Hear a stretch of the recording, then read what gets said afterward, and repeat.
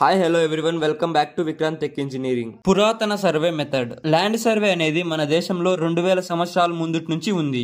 అర్థశాస్త్ర పురాతన గ్రంథాలలో వ్యవసాయం మరియు పన్నుల కోసం అప్పట్లో ల్యాండ్ సర్వేని వాడేవారు. 16వ శతాబ్దం నాటికి మొఘల్ చక్రవర్తి అక్బర్ పాలనలో రాజా టోడర్ మాల్ ఫస్ట్ టైం వ్యవసాయం కోసం సర్వేని చేయడం మొదలు పెట్టాడు. ల్యాండ్ సర్వే చేసి డివైడ్ చేసి పన్నులను విధించేవారు.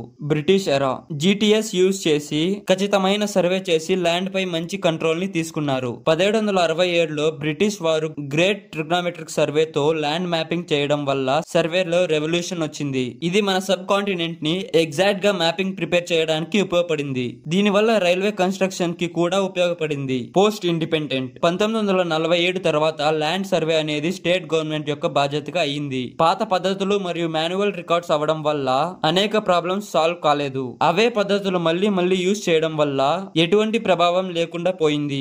Next, digital India land records modernisation programme. ఈ విధానాన్ని ఒక గేమ్ చేంజింగ్ ప్రోగ్రామ్ అని అంటారు. దీని ద్వారా ల్యాండ్ రికార్డ్స్ మ్యాపింగ్ అని డిజిటల్ అవ్వడం మొదలయ్యాయి. Next, Svamitva programme. ఇది 2020లో మొదలైంది.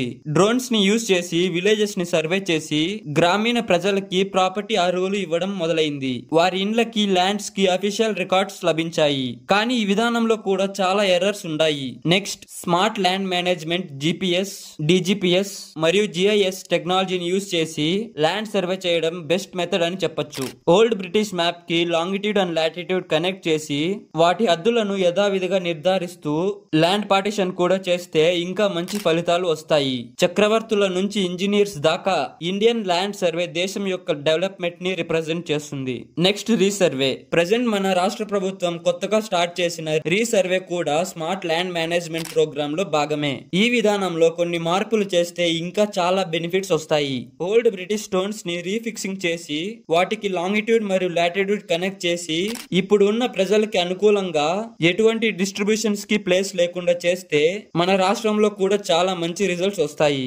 మన దేశంలో 4,30,000కు పైగా సివిల్ కేసెస్ ఉన్నాయి. ఇలా చేయడం వల్ల వాటిలో 80% రిజల్ట్స్ ఖచ్చితంగా వస్తాయి. కంక్లూషన్: ఏదైనా సర్వే ఏజెన్సీ లేదా ఎక్స్పీరియన్స్ ఉన్న సర్వేయర్ లేదా సివిల్ ఇంజనీర్ తో మీ ల్యాండ్ ని డిజిటల్ గా సర్వే చేయించుకొని ల్యాండ్ బౌండరీని ఫిక్స్ చేసుకొని అందులో ఏదైనా ల్యాండ్ పార్టిషన్స్ ఉంటే వారి రేషియో ప్రకారం ల్యాండ్ ని ముందుగానే డివైడ్ చేసుకోవడం మంచిది. ఇలా ముందుగానే మన బౌండరీని ఫిక్స్ చేసుకోవడం వల్ల రీసర్వే జరిగేటప్పుడు మన హద్దులను గవర్నమెంట్ అఫీషియల్స్ కి ఖచ్చితంగా చూపించొచ్చు. అలాగే పక్క ల్యాండ్ వారి నుంచి ఎటువంటి అబ్జెక్షన్స్ ఉన్నా ముందుగానే క్లియర్ చేసుకోవాలి. ఇంతవరకు చెప్పిన ఏ ప్రాసెస్ లోనైనా పెండింగ్ ఉంటే పైన ఉన్న నెంబర్ కి కాంటాక్ట్ అవ్వండి.